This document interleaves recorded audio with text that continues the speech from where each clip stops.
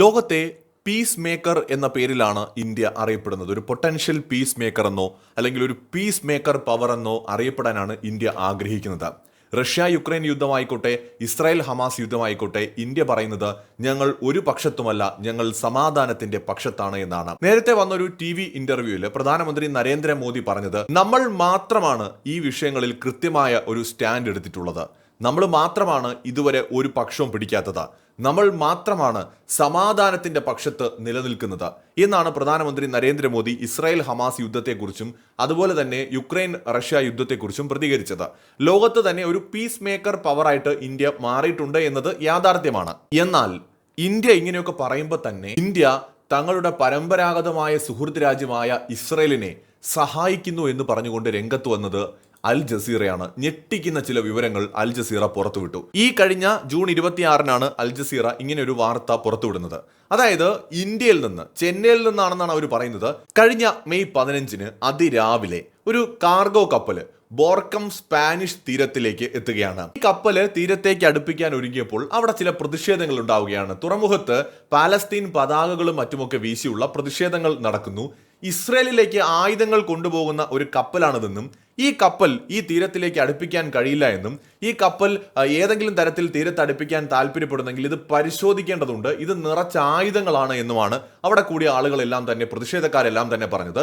European പാർലമെന്റിലെ ഇടതുപക്ഷ അംഗങ്ങൾ ഈ പ്രതിഷേധത്തിന് നേതൃത്വം കൊടുത്തു. അവർ സ്പാനിഷ് പ്രസിഡന്റിന് ഒരു കത്തയച്ചു. അതായത് ഈ കപ്പൽ പരിശോധിക്കേണ്ടതുണ്ട്, ഇല്ലാത്ത പക്ഷം ഈ കപ്പൽ ഇവിടേക്ക് അടുപ്പിക്കരുത്, ഇത് യുദ്ധത്തിന് വേണ്ട ആയുധങ്ങൾ കൊണ്ട് ഇസ്രായേലിലേക്ക് പോകുന്നതാണ്. അങ്ങനെ ആയുധങ്ങൾ നിറച്ച ഒരു കപ്പൽ ഇസ്രായേലിലേക്ക് പോകുമ്പോൾ അത് പാലസ്തീൻ ജനതയ്ക്കെതിരായിട്ടുള്ള വംശഹത്യക്ക് വേണ്ടി കൊണ്ടുപോകുന്നതാണ്.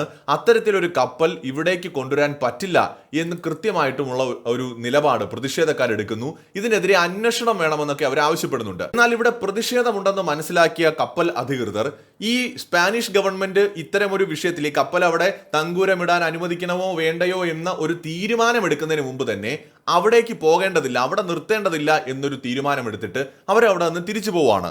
ഇത് ഈ കപ്പലിനുള്ളിൽ ആയുധങ്ങളാണ് എന്നുള്ള പ്രതിഷേധക്കാരുടെ നിലപാടിൽ കൂടുതൽ അവർക്ക് വിശ്വാസം പകരുന്ന ഒരു പ്രവൃത്തിയായിപ്പോയി. കാരണം ഇവിടേക്ക് വന്നു കഴിഞ്ഞാൽ ഈ കപ്പൽ പരിശോധിക്കുമോ എന്നുള്ള ആശങ്ക കൊണ്ടാണ് അവർ ഇവിടേക്ക് അടുപ്പിക്കാതെ ഗവൺമെന്റ് ഒരു ഡിസിഷൻ പറയുന്നതിന് മുമ്പ് തന്നെ അവരുടെ പദ്ധതി ക്യാൻസൽ ചെയ്തത് എന്ന് ഈ പറയുന്ന ലെഫ്റ്റ് MP-മാരും അതുപോലെ അവിടെ ഉണ്ടായിരുന്ന പലസ്തീൻ അനുകൂല പ്രതിഷേധക്കാരും പിന്നെയും വാദിച്ചു.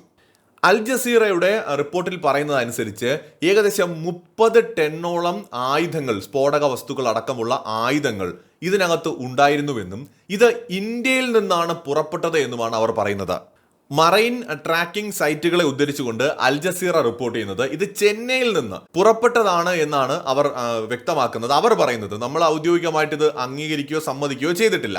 അപ്പോൾ ഈ റെഡ് സീ വഴി ഇത് കൊണ്ടുപോകാനുള്ള ബുദ്ധിമുട്ട് മനസ്സിലാക്കിയാണ് ഇവർ ആ ഭാഗം അവോയ്ഡ് ചെയ്ത് മറ്റൊരു മാർഗത്തിലൂടെ കൊണ്ടുപോകാനായി ശ്രമിച്ചത് എന്നും ഈ അൽ ജസീറ റിപ്പോർട്ടിൽ പറയുന്നുണ്ട്. നമുക്കറിയാം റെഡ് സീയിലെ യമനിലെ ഹൂതികൾ വലിയ രീതിയിലുള്ള ആക്രമണങ്ങൾ നടത്തുന്നുണ്ട്. അപ്പോൾ അതുകൊണ്ട് തന്നെ അതിലേ കൊണ്ടുപോകാനായിട്ട് സാധിക്കില്ല. അതുകൊണ്ട് ആഫ്രിക്ക വഴി കറങ്ങിയാണ് ഈ ഒരു കപ്പൽ ഈ റെഡ് സീ അവോയ്ഡ് ചെയ്യുന്നതിന് വേണ്ടിയിട്ട് പോയത് എന്ന് നമുക്ക് അൽ ജസീറ റിപ്പോർട്ട് ചെയ്തിട്ടുണ്ട്. അതുപോലെ തന്നെ ഇതിനകത്തുള്ള സ്ഫോടക വസ്തുക്കൾ എന്തൊക്കെയാണെന്ന് അൽ ജസീറ പറയുന്നത്, അതായത് ഡോക്യുമെന്റേഷനിൽ വ്യക്തമാക്കിയിട്ടുള്ള തിരിച്ചറിയൽ കോഡുകൾ സൂചിപ്പിക്കുന്നത് ബോർക്കം എന്ന് പറയുന്ന ഈ ഒരു കപ്പലിന്റെ അകത്ത് 20 ടൺ റോക്കറ്റ് എഞ്ചിനുകളും 12.5 ടൺ സ്ഫോടനാത്മക ചാർജുകളുള്ള റോക്കറ്റുകളും 1500 കിലോഗ്രാം സ്ഫോടക വസ്തുക്കളും 740 കിലോഗ്രാം ചാർജുകളും പീരങ്കികൾക്കുള്ള പ്രൊപ്പല്ലന്റുകളും ഉണ്ടായിരുന്നു എന്നാണ് അവർ ഇതിനകത്ത് കണ്ടെത്തിയിരിക്കുന്നത്. അതായത് അൽ ജസീറ എന്ന് പറയുന്ന മാധ്യമത്തിന്റെ കണ്ടെത്തൽ. അതായത് മാത്രമല്ല ഇതിലുണ്ടായിരുന്ന തൊഴിലാളികൾക്ക് കൃത്യമായും ഒരു രഹസ്യ സ്വഭാവമുള്ള ഒരു കാര്യം കൂടി അവർക്ക് നിർദ്ദേശം കൂടെ നൽകിയിട്ടുണ്ടായിരുന്നു. എന്ത് അടിയന്തര സാഹചര്യം വന്നാലും ഒരിക്കലും ഇസ്രയേലിന്റെ അധികൃതരെയോ അല്ലെങ്കിൽ IMI സിസ്റ്റത്തെയോ വിളിക്കരുത് എന്ന നിർദ്ദേശമാണ് ജീവനക്കാർക്ക് നൽകിയിരിക്കുന്നത്. ഈ IMI സിസ്റ്റം എന്ന് പറയുന്നത് അവിടുത്തെ ഒരു ആയുധ നിർമ്മാണ കമ്പനിയാണ് ഇസ്രായേലിലെ. അതേസമയത്ത് കപ്പലിന്റെ മാനേജർ പറഞ്ഞത് ഇസ്രായേൽ എന്ന് പറയുന്ന സ്ഥലത്തേക്ക് ഈ കപ്പലിലെ ആയുധങ്ങളോ അത്തരം ചരക്കുകളോ ഒന്നും തന്നെ കയറ്റിയിട്ടില്ല എന്നാണ്. അതേസമയത്ത് അൽ ജസീറ തന്നെ റിപ്പോർട്ട് ചെയ്യുന്ന അനുസരിച്ചാണെങ്കിൽ ഈ മെയ് 21-ന് ഇന്ത്യ അയച്ച രണ്ടാമത്തെ ചരക്ക് കപ്പലിന് സ്പെയിനിലെ കാർട്ടജീന തുറമുഖത്തേക്കുള്ള പ്രവേശനം നിഷേധിച്ചു എന്നാണ് മനസ്സിലാവുന്നത്. മരിയാന ഡാനിക്ക എന്ന് പറയുന്ന ഒരു കപ്പലാണിത്. ചെന്നൈ തുറമുഖത്ത് നിന്ന് ഇത് 27 ടൺ സ്ഫോടക വസ്തുക്കളുമായിട്ട് ഇസ്രായേൽ തുറമുഖമായിട്ടുള്ള ഹൈഫയിലേക്ക് പോവുകയായിരുന്നു എന്നാണ് സ്പാനിഷ് പത്രമായിട്ടുള്ള എൽ പൈസ് റിപ്പോർട്ട് ചെയ്തിരിക്കുന്നത്. അപ്പോൾ ഇസ്രായേലിലേക്ക് സൈനിക ചരക്ക് കടത്തുന്നു എന്ന കാരണത്താലാണത്രേ സ്പെയിൻ കപ്പലിന് പ്രവേശനം നിഷേധിച്ചത് എന്നും വിദേശകാര്യമന്ത്രി ജോസ് മാനുവൽ അൽബാരസ് വാർത്താ സമ്മേളനത്തിൽ സ്ഥിരീകരിച്ചുവെന്നും അൽ ജസീറ റിപ്പോർട്ട് ചെയ്തിട്ടുണ്ട്. അതായത് ഇന്ത്യ സംഘർഷങ്ങൾ പരിഹരിക്കാനായിട്ട് ശക്തമായ ഇടപെടൽ നടത്തുമ്പോൾ തന്നെ അതിനിടയിലൂടെ ഇത്തരത്തിൽ ഇസ്രായേലിന് ആയുധങ്ങൾ കൊടുത്തും സഹായിക്കുന്നുണ്ട്. എന്നാൽ വിദഗ്ധമായിട്ട് ഇന്ത്യ ഇത് ലോകത്ത് നിന്ന് മറച്ചു പിടിക്കുകയാണെന്നും അതുകൊണ്ട് തന്നെയാണ് സുതാര്യമല്ലാത്ത ട്രേഡ് ഇന്ത്യ ഇസ്രായേലുമായിട്ട് നടത്തുന്നത് എന്നുമാണ് അൽ ജസീറ റിപ്പോർട്ട് ചെയ്യുന്നത്. പിന്നീട് ഇത് പല മാധ്യമങ്ങളും എടുത്തിട്ടുണ്ട്. ഇന്ത്യയിലെ ഡെക്കാൻ ഹെറാൾഡ് പോലെയുള്ള മാധ്യമങ്ങളിലും ഇത് റിപ്പോർട്ട് ചെയ്തിട്ടുണ്ട്. ഇതിനെക്കുറിച്ചുള്ള ദീർഘമായിട്ടുള്ള ഒരു ആർട്ടിക്കിളൊക്കെ അതിനകത്തും വന്നിട്ടുണ്ട്. അതുപോലെ തന്നെ ഫെബ്രുവരിയിൽ ഇന്ത്യ ഹൈദരാബാദിലെ Adani Elbit advanced systems India ലിമിറ്റഡിൽ നിർമ്മിച്ച 20 Hermes 900 medium altitude long endurance ആളില്ലാ വിമാനങ്ങൾ UAVകൾ ഇന്ത്യ ഇസ്രായേലിന് നൽകിയതായിട്ട് റിപ്പോർട്ടുകളുണ്ട്. രണ്ടും നിരീക്ഷണം നടത്താൻ ശേഷിയുള്ള ഡ്രോണുകളാണ് എന്ന് കരുതപ്പെടുന്നു. ഇപ്പോൾ ഇക്കാര്യത്തിൽ നമുക്ക് വ്യക്തമായിട്ടുള്ള യാതൊരു ഡേറ്റകളുമില്ല. ഇന്ത്യ ഔദ്യോഗികമായിട്ട് അതൊന്നും എവിടെയും സമ്മതിച്ചിട്ടൊന്നുമില്ല.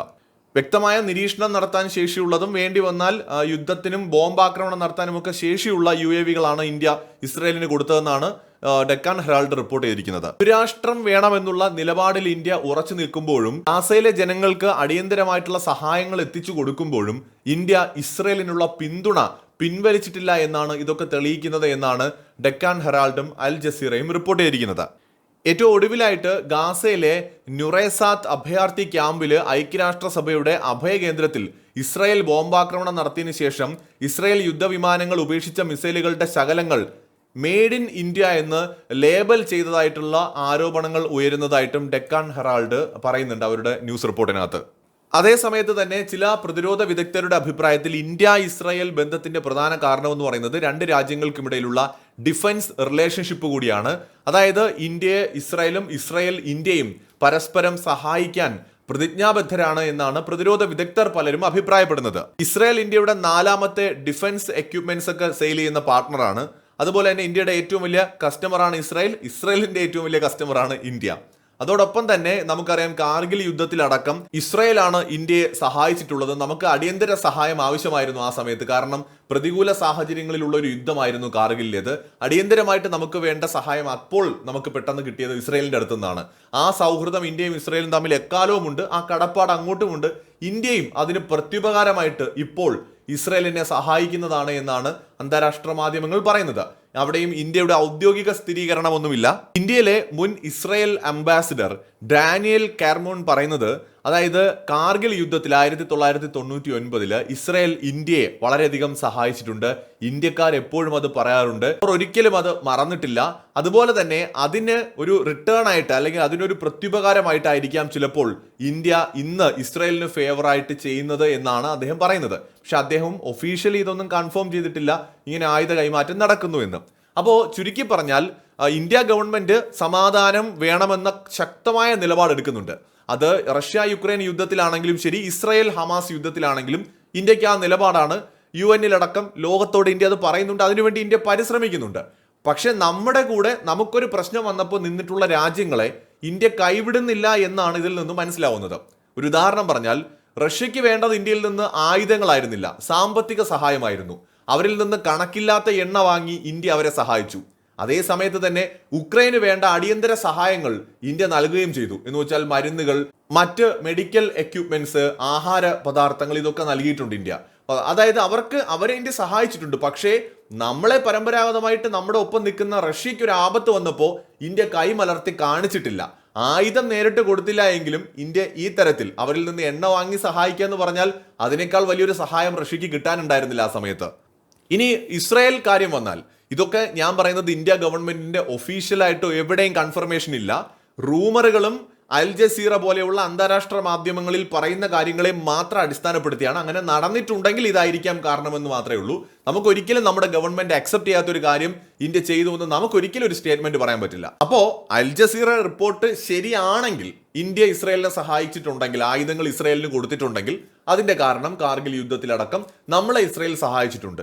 അതുകൊണ്ട് തന്നെ തിരിച്ച് അവരോടും നമുക്ക് കടപ്പാടുണ്ട്. അതിനർത്ഥം ഇന്ത്യ ഒരിക്കലും യുദ്ധത്തെ സപ്പോർട്ട് ചെയ്യുന്നു എന്നുള്ളതേ അല്ല. ഇന്ത്യ സമാധാനത്തിന് വേണ്ടി തന്നെയാണ് നിലപാടെടുത്തിട്ടുള്ളത്. അതുകൊണ്ടാണ് ഇന്ത്യ ശത്രുതാ മനോഭാവത്തോട് കൂടിയിട്ട് പലസ്തീനോട് പെരുമാറാത്തത്. അവർക്ക് ഏറ്റവും കൂടുതൽ ഹ്യൂമാനിറ്റേറിയൻ ഹ്യൂമാനിറ്റേറിയൻ എയ്ഡ് കൊടുത്ത രാജ്യങ്ങളിൽ ഒന്ന് ഇന്ത്യയാണ്. ഇപ്പോഴും ഇന്ത്യ അവരെ സപ്പോർട്ട് ചെയ്യുന്നുണ്ട്. അവർക്ക് ആവശ്യമായിട്ടുള്ള മെഡിക്കൽ എക്യുപ്മെന്റ്സ് ആണെങ്കിലും ഭക്ഷണ പദാർത്ഥങ്ങളാണെങ്കിലും ഒക്കെ ഇന്ത്യ ടൺ കണക്കിനാണ് കൊടുത്തുകൊണ്ടിരിക്കുന്നത്. അറ്റ് ദ സെയിം ടൈം തന്നെ അൽ ജസീറ പറയുന്നത് ഇന്ത്യ ഇസ്രയേലിന് ആയുധങ്ങളും കൊടുക്കുന്നു. അപ്പോൾ അത് ശരിയല്ല എന്ന് അവർ ചൂണ്ടിക്കാണിക്കുന്നുവെങ്കിലും ഇവിടെ ഇന്ത്യക്ക് ന്യായമായും നമ്മളെ സഹായിച്ചവരെ തിരിച്ച് ഒരു ആപത്ത് വരുമ്പോൾ സഹായിക്കാനുള്ള ധാർമ്മികത ഉണ്ട് എന്നുള്ളതാണ് ഇന്ത്യയുടെ മുന്നിലെ പ്രശ്നം. മറ്റൊരു വീഡിയോയുമായി വീണ്ടും കാണാം.